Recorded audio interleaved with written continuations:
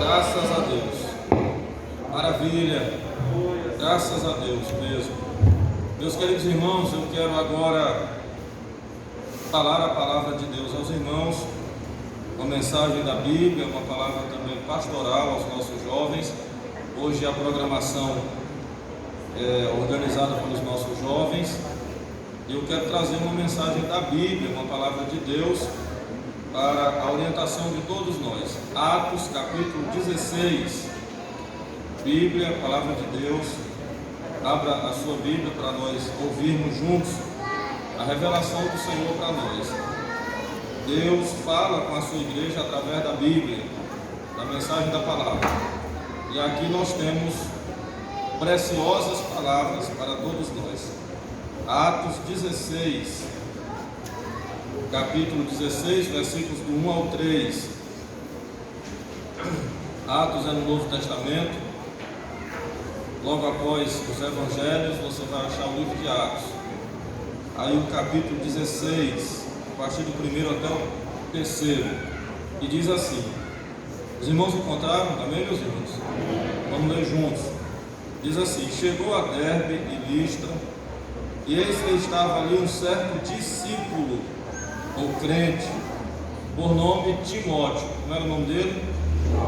Timóteo, filho de uma judia, por nome que era crente, mas de pai grego, do qual todos davam o que, meus irmãos? Bom testemunho. Os irmãos que estavam em Listra e em Icônio, Paulo quis que este fosse com ele, e tomando-o circuncidou, por causa dos judeus que estavam naqueles lugares, porque todos sabiam que seu pai era grego. Amém? Meus queridos irmãos, jovens, eu quero falar a vocês sobre o perfil de um jovem vencedor.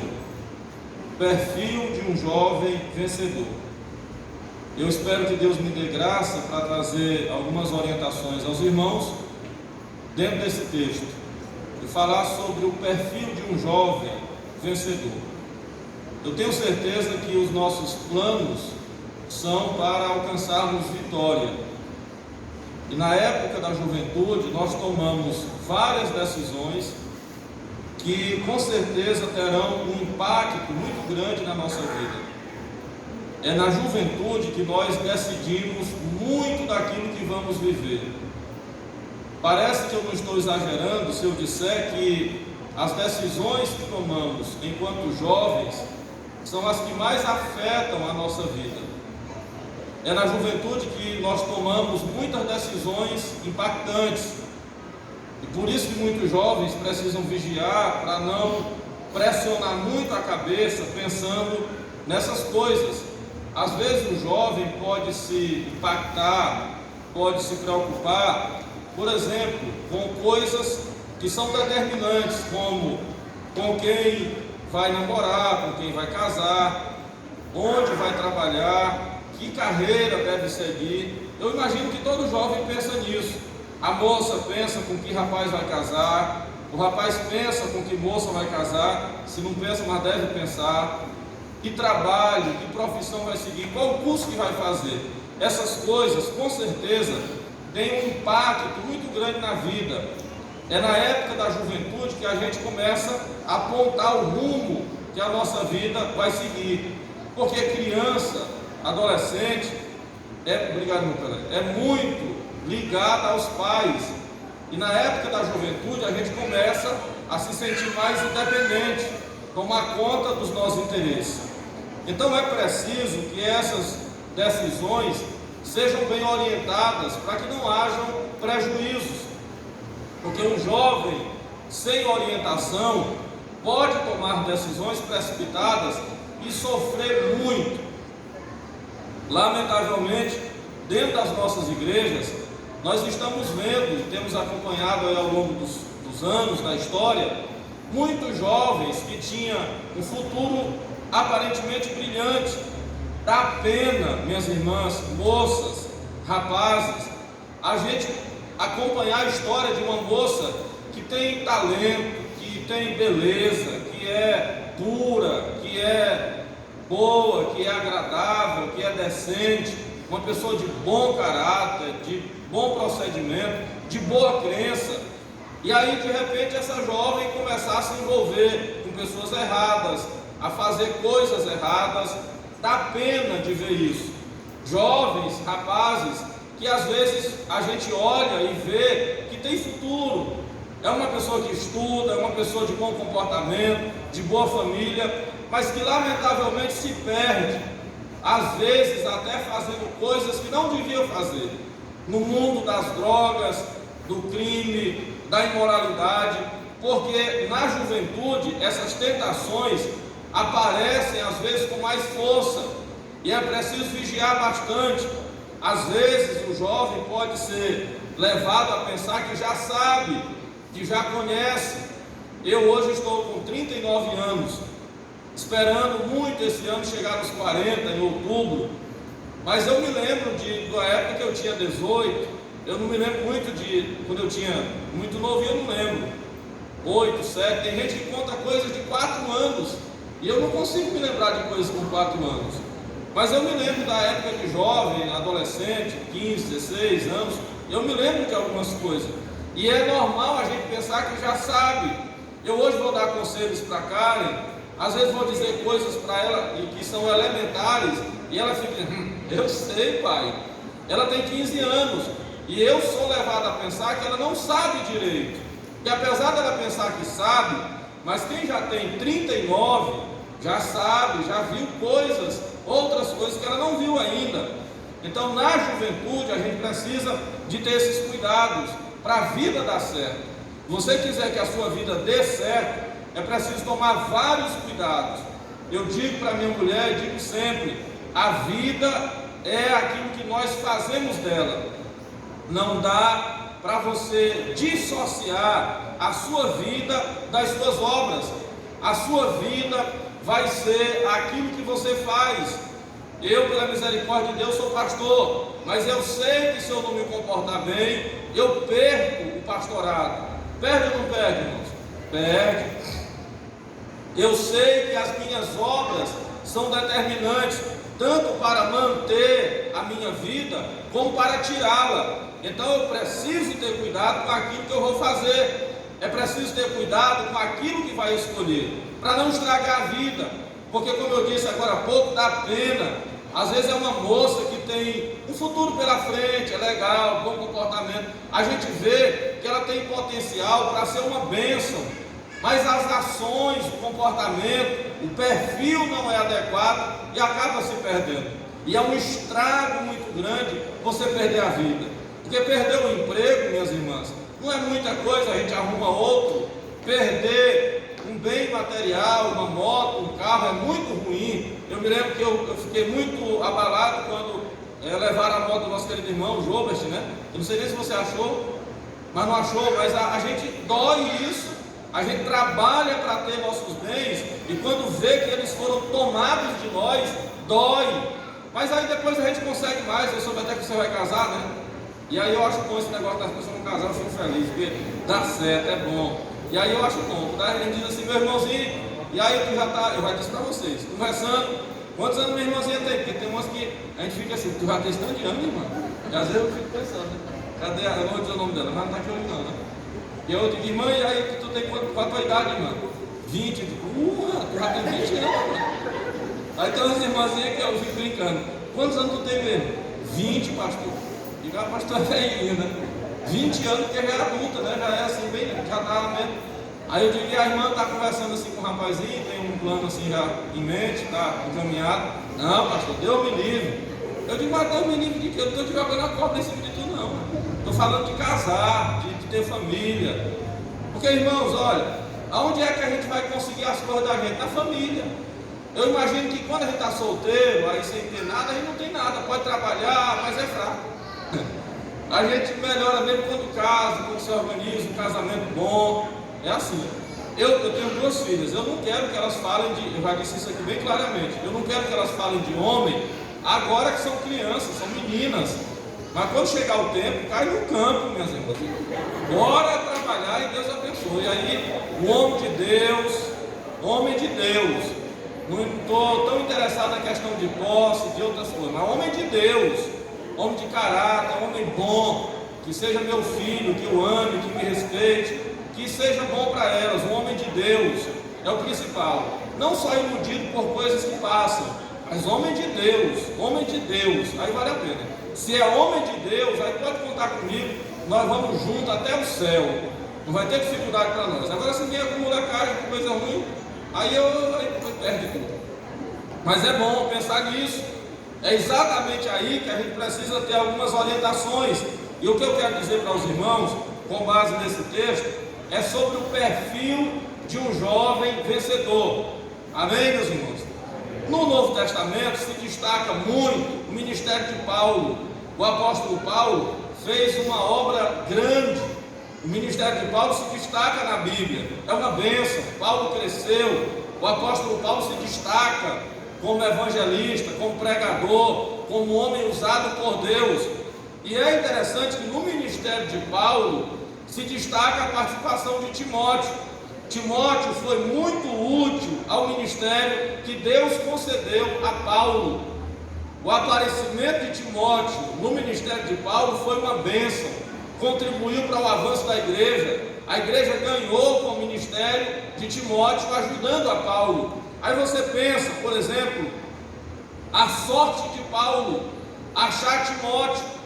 E eu lembro isso aos líderes quando estou pregando a pastores, a obreiros, pela misericórdia de Deus, quando eu estou pregando a eles. Eu lembro que todo pastor, todo apóstolo precisa achar um Timóteo. Todo Paulo precisa de um Timóteo. O líder precisa de um auxiliar. E também é interessante pensar a felicidade de Timóteo. Ele achou Paulo. Eu me lembro do nosso pastor, o pastor Raposo, ele disse que quando era jovem, ele pedia a Deus um Paulo, alguém para ensiná-lo. A primeira vez que eu ouvi alguém falar disso foi o pastor Raposo, quando ele dá testemunho dizendo que quando era novo, pedia a Deus um Paulo. Senhor, me dá um Paulo na minha vida para me ensinar, porque nós precisamos de alguém para nos orientar. Não é por aí, não faça isso, não é desse jeito, porque se nós não tivermos esse tipo de orientação, nós não vamos chegar a lugar nenhum. Meus irmãos, vocês que me ouvem, como pastor de vocês, é triste a história de uma pessoa que não recebe orientação. Tudo que eu sou hoje, o que eu estou pregando para vocês, eu recebi de alguém. É lamentável quando alguém não recebe orientação. Para crescer, você precisa ser orientado por alguém. Para desenvolver, você precisa ter alguém que lhe orienta. Como é que você vai crescer se não recebe nada de ninguém? Aquilo que você ouve não muda a sua vida. Aquilo que você ouve não tem impacto na sua vida. Deus me guarde de ser assim. Eu sempre digo para minha esposa, eu vou para uma reunião há tempo, porque pode ter coisas em mim que eu preciso mudar. E é ouvindo, é recebendo orientação que eu vou mudando, vou procurando melhorar. Timóteo foi uma bênção para Paulo, e Paulo foi uma bênção para Timóteo, porque ele aprendeu com ele. Eu destaco na Bíblia pelo menos 3 presentes que Paulo deu a Timóteo. Primeiro foi ensiná-lo. Paulo teve o cuidado de ensinar a Timóteo. Paulo teve o cuidado de passar para Timóteo lições preciosas. Eu não tive a oportunidade de ouvir o pastor Estevão, que por mais de 30 anos foi presidente da Assembleia de Deus no Maranhão, foi líder da Assembleia de Deus no Maranhão, presidente da convenção. Mas você já pensou, aqueles que tiveram o privilégio de ouvir o pastor Estevão? Meu irmão, me ouça. Se você tem, jovem, um pai para ouvir, um homem crente, um homem que conhece a Bíblia, um homem de Deus, ouça, dê atenção. Você já pensou o privilégio da irmã Késia, da irmã Priscila, filhas do pastor Raposo, puderam aprender dentro de casa? Digo lá em casa sem modéstia, tirando de lado a modéstia, minhas filhas que têm a oportunidade de ter um pastor para dizer para elas como é a vida. Você tem a oportunidade de ouvir alguém que lhe acrescenta, aproveite. Você pode escutar alguém que lhe ensina, aproveite. É claro que os gritos são bons, mas a igreja cresce pela palavra de Deus. É ouvindo que a gente cresce. O quanto eu ganhei ouvindo o pastor Osiel por mais de 10 anos, me acrescentou. O quanto eu cresci aprendendo do pastor Raposo, me acrescentou. Agora, se eu me trancar para isso, se eu me zangar com a repreensão, agora eu disse para o pastor Ari, o que eu vou ganhar me zangando com meus líderes? O que eu vou ganhar me rebelando contra quem Deus botou para me orientar? Paulo aprendeu e ensinou para Timóteo, ouviu de Deus e passou para Timóteo. Que Deus ajude Manuel, que eu aprenda com alguém, que eu tenha a capacidade de me sentar para ouvir. Paulo disse, eu aprendi aos pés de Gamaliel, sentava para aprender, ouvia, queria aprender. É lamentável quando a pessoa se incha, quando é repreendida, não quer aprender, não quer ouvir. É bom quando o marido diz assim, minha esposa, o que você está querendo? É isso, estou aqui. Se seu marido é assim, minha irmãzinha, ore a Deus e chore diante de Deus. Agradeça, pule, vá para o meio da rua. Maravilha! Você é casado, sua mulher também é assim, você diz uma coisa e ela dá atenção, solta foguete, meu irmãozinho. Dá graças a Deus, né? Porque tem uns que a gente diz assim, olha, o arroz está... É assim. E minha irmãzinha, eu só falei que o arroz ficou insosso. Aí pode pedir a morte, meu irmãozinho. Não tem coisa mais ruim na terra do que isso aí, não. Tem uns que a gente diz uma coisa, olha que já vem com a resposta. Não é bom isso, é a coisa pior da terra. Porque não aprendeu a ouvir. Eu já disse hoje aqui, jovem, talvez eu não sei quantas eu vou aprender a dizer, mas eu vou dizer isso para vocês sempre. No dia que eu não estiver mais com vocês, eu vou dizer, o pastor avisou. Você está namorando com um rapaz, diz isso para o Gilberto, irmão.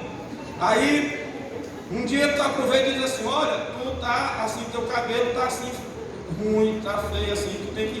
E o que tu deve ver com meu cabelo, tu não tem outra coisa para prestar atenção, Aí você diz assim, o pastor falou, eu vou me embora, eu vou largar tudo não. Não vai ser nem se foi eu. Mesmo ele vai largar comigo. Você fala o seguinte, dê um jeitinho, ore a Deus e saia fora, meu irmãozinho. Amor, se você está namorando, aí você diz assim, só para testar, meu amorzinho, meu docinho de coco. Essa sua saia, ela está curta. É porque tu é exigente demais também. Toda coisa que tu bota defeito, tu também não sabe valorizar, tu também vê as coisas com olho imoral. É tudo que é. Aí você lembra, o pastor me avisou. Fala o seguinte, meu irmãozinho, cai fora. Vá-se embora, meu irmãozinho. Você vai sofrer o resto da vida. Agora, se você disser, olha, meu anjinho, sua saia está curta. Eu estou achando assim, curta a sua saia. Ô meu bem, está curta, né? Olha. Eu estou com vergonha agora. O que eu vou fazer? Não vou para usar ela não, meu filho. Eu vou comprar outra. Com sinceridade. Aí você acaba ela. É bom demais. Pode abraçar. Não, meu bem, tu quiser. Eu compro outra desse jeito para tu. Eu estou tão feliz. Porque ouviu. Agora, se na hora que você falar, ela lhe enfrentar, vá-se embora. Você vai sofrer muito. A pessoa tem defeito, mas ele ouve. Ó, o pastor falou isso aqui, eu vou aceitar. O pastor está falando. Pronto, não tem coisa melhor não. Agora a gente falar e a pessoa se zangar, arrumar questão, arrumar confusão, é a pior coisa que tem na terra, irmão. Ouça direitinho. Principalmente quem tem autoridade sobre a sua vida. Eu disse para José, ela não precisa ouvir outros homens, mas o que eu digo para ela tem que valer. A irmã Valéria, eu estou falando pela nossa amizade, não tem, eu digo assim brincando, ela não tem que dar tanto ouvido a outros homens. O cara lá falou um conselho para ela, não sei o que, ela não. Mas na hora que o Júnior falar, aí a voz dele tem que ter peso. É o marido. Eu não digo muito dessas coisas aqui, pregando em outras igrejas. Às vezes até eu digo, né, José? Eu preguei lá no Vitorino um pouco assim, afoito, mas eu estava animado. Às vezes até eu digo, mas quando eu conheço o pastor, eu conheço a igreja, mas aqui eu sou pastor de vocês. O que eu digo não vai servir de nada, claro que tem que servir. O pastor pregou, o pastor disse lá, é o nosso pastor, então eu vou atender. Sim, senhor, vou atender. Pronto. Provérbios 15 diz que o sábio recebe a repreensão. O pastor está lembrando de Provérbios 15, verso 5, né? Provérbios, lê aqui, pastor. Diz assim: os ouvidos que escutam a repreensão da vida no meio dos sábios farão a sua morada. O que rejeita a correção menospreza a sua alma, mas o que escuta a repreensão adquire entendimento. O temor do Senhor é a instrução da sabedoria, e diante da honra vai a humildade. Não, a repreensão, ouvir. Você já pensou o privilégio de Timóteo? Foi ensinado por Paulo o tanto que Paulo tinha para passar para Timóteo. Passou. É um presente grande. Outra coisa, a Bíblia diz que Timóteo foi pastor em Éfeso, uma das grandes igrejas da época, que Paulo tinha um carinho muito grande. Passou para Timóteo, porque gostava dele, porque confiava nele. Foi um presente, um ato de grande confiança. Também Timóteo teve o privilégio de suceder Paulo no seu ministério. A história vai mostrar que quando Paulo foi morto, Timóteo ficou como sucessor de Paulo. Você já pensou o privilégio de suceder o grande apóstolo dos gentios? Timóteo teve esse privilégio. Mas por que foi assim? Aqui no texto de Atos 16, a Bíblia diz assim: Paulo quis que este fosse com ele. Paulo quis que Timóteo acompanhá-lo. Por que Paulo quis? Por que Paulo, quando viu Timóteo, quis ele na equipe? Por que Paulo, quando conheceu Timóteo, quis ficar com ele? Algumas coisas Timóteo tinha.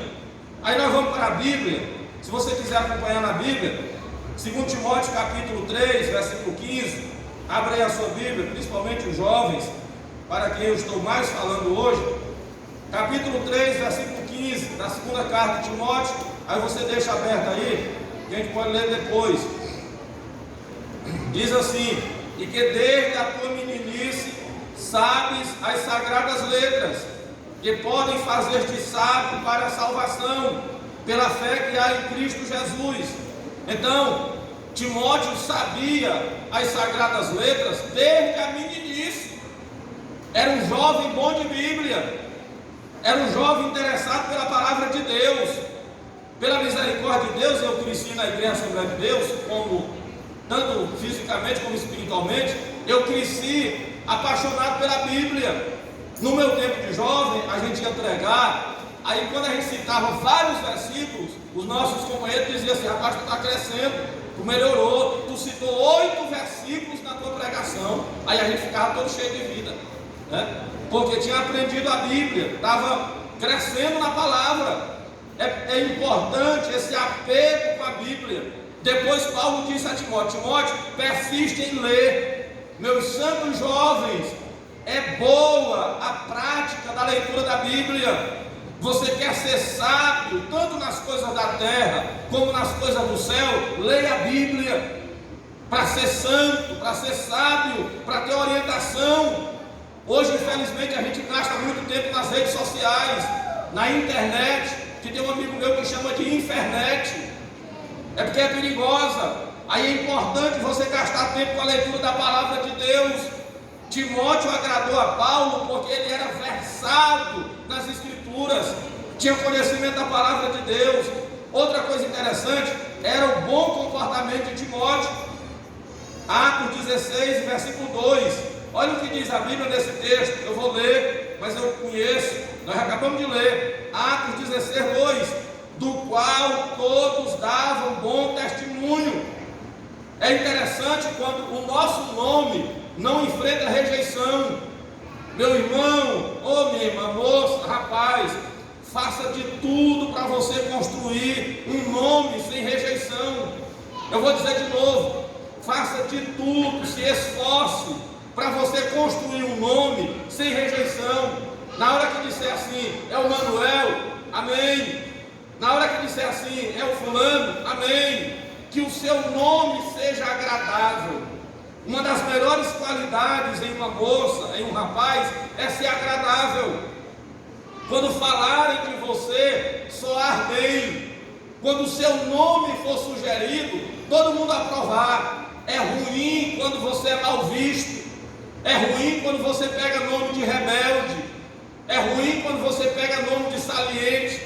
Como dizia a minha mãe, farento. Não tem? Eu nem uso mais esse negócio de farento, né? Mas não tem a pessoa que é enfarenta? Tem, Kevin? Aí é enfarento. A moça que é enfarento, o rapaz que é enfarento, que na hora que chega a gente vira o rosto, porque não quer ver. Aí a gente tem que ser o que? Agradável, simpático, legal para as pessoas, amigo de todos. A Bíblia diz, no primeiro livro de Samuel 2:26, a Bíblia diz assim: Samuel crescia e fazia-se agradável. Ouçam isso aqui. Eu não quero crescer e ser desagradável. É bom a gente crescer e ser agradável. É bom você se destacar, mas ser bem visto. Não é bom crescer pisando ninguém. Não é bom crescer com desvantagens. Não é bom crescer sendo desleal com ninguém. Não é bom crescer falando da vida de ninguém. Aí no mundo tem um ditado que diz que para a sua estrela brilhar, não precisa apagar o brilho dos outros. Faça. Não se incomode com o crescimento de ninguém. O que é para você é seu. Não precisa tomar de ninguém. Lembre da Bíblia. Samuel crescia e fazia-se agradável. Homem de bem e agradável. Persiga esta bênção para a sua vida. Ser agradável, próximo das pessoas, gentil, dado com o povo. A Bíblia diz que o Senhor Jesus era popular, tanto que ele foi chamado de amigo dos publicanos e pecadores. Crente não é para viver afastado das pessoas. Eu não sou de andar na casa de ninguém. É difícil você viver na casa de alguém. Eu sou só lá em casa e na igreja, lá em casa e na igreja, trabalhando. Mas eu, aonde morei, nunca arrumei encrenca com o vizinho. Quando eu vou embora, eu posso falar com todo mundo. Nunca tirei pedra em ninguém. É bom você ser amigo de todos. O Senhor Jesus era popular com as pessoas. É bom você crescer, mas ser agradável. Outra coisa interessante em Timóteo é que ele sabia servir. Filipenses capítulo 2, versículo 22, olha o que diz a Bíblia a respeito de Timóteo. Eu conheço esse texto e sei, mas eu quero ler Filipenses, perto de Colossenses, depois de Efésios, entre Efésios e Colossenses, Filipenses 2, 22. Olha o que Paulo diz: mas bem sabeis qual a sua experiência comigo, e que serviu comigo no Evangelho, como pai ao filho. Olha por que Timóteo agradou a Paulo, porque ele servia. Me ouçam nisso aqui: você nunca vai crescer sem disposição para servir. Por que Josué cresceu? Porque ele servia. A Bíblia chama Josué de servo de Moisés. Se você for ler na Bíblia, Moisés é chamado servo do Senhor e Josué é chamado servo de Moisés. Josué não tinha impedimentos para servir. Servia, trabalhava, ajudava, carregava coisas. Não tinha bloqueio para atender. Por que Eliseu cresceu? Porque ele servia. A Bíblia diz que Eliseu derramava água nas mãos de Elias. O que isso significa? Que ele era servidor de Elias, que ele se propunha para ser útil.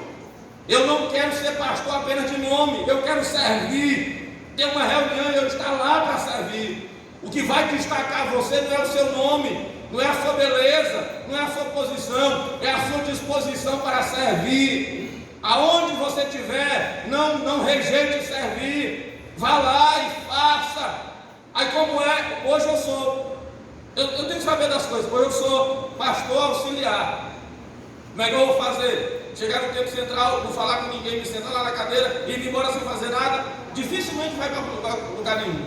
A gente tem que ficar ali servindo. Semana passada, me parece, eu preguei aqui, eu começava a sentar lá no degrauzinho do púlpito. que eu não era auxiliar. Por mais difícil do mundo era se botar um jovem para ser auxiliar. E eu tinha vontade demais. Hoje é que a gente coloca que as pessoas pisam em cima, não valorizam. Lá, quando eu não tinha carro, mas eu estava sentado de lá para servir. Vamos fazer isso aqui. Eu ia. Você quer crescer? Sirva, atenda, seja pronto, esteja disponível. Assim como Timóteo, a Bíblia diz: Timóteo serviu comigo como filho ao pai, atendia com amor. Por isso que ele cresceu. Para terminar, outra coisa interessante que eu acho na Bíblia, está no capítulo 1 de 2 Timóteo, e o versículo 4. Olha o que a Bíblia diz a respeito de Timóteo. 2 Timóteo capítulo 1 e o versículo 4. Como é interessante esse texto. Diz assim: desejando muito ver-te. Olha o que Paulo diz de Timóteo: lembrando das tuas lágrimas para me encher de gozo. Olha o que Paulo lembrava de Timóteo. Está na Bíblia. Paulo lembrava das lágrimas de Timóteo. É ruim quando a gente é lembrado por outras coisas. É ruim quando a gente é lembrado por maus tratos. É ruim quando a gente é lembrado com dores. Me ouçam, eu nunca quero ser lembrado com dores. Eu nunca quero que meus pastores, quando lembrarem de mim, tenham dores. Eu nunca quero que ninguém, quando lembrar de mim, tenha dores. Eu quero que quando eu for lembrado, seja lembrado com alegria, seja lembrado com leveza. Tem um pastor dos nossos, da Convenção do Maranhão, que ele trabalhou numa cidade, que a BR corta aquela cidade, é uma cidade aqui perto de nós. Ele disse para mim: olha pastor, quando eu passo dentro daquela cidade, eu sinto arrepios. Eu vou dirigindo meu carro, eu vou com alguém no carro, e aí passando por dentro daquela cidade, eu fui pastor lá, mas quando eu vou passando lá dentro, eu sinto arrepios, porque de muito que ele sofreu lá dentro, e eu não quero que alguém lembre de mim sentindo arrepio de dores. Paulo, quando lembrava de Timóteo, lembrava das lágrimas, lembrava do quanto ele foi útil ao ministério. Quando Paulo estava preso, perto de morrer, ele escreveu a última carta para Timóteo. Ele disse assim: Timóteo, procura vir ter comigo depressa. Ele amava tanto aquele jovem que ele queria ele por perto. Paulo se agradava quando Timóteo chegava. É ruim quando a gente chega no ambiente e as pessoas olham de lado. É ruim quando a gente chega no ambiente e alguém vira o rosto, porque não quer olhar, porque não se sente bem, porque não tem confiança. Agora é bom quando a gente chega e as pessoas abrem o rosto. Vocês entendem isso? A presença da gente não incomoda. Aí Paulo disse: Timóteo, meu filho, eu estou quase no dia da morte, e eu espero que você venha para estar comigo. Aí ele disse: eu me lembro das tuas lágrimas, eu me lembro de como era você no culto, eu me lembro de como era você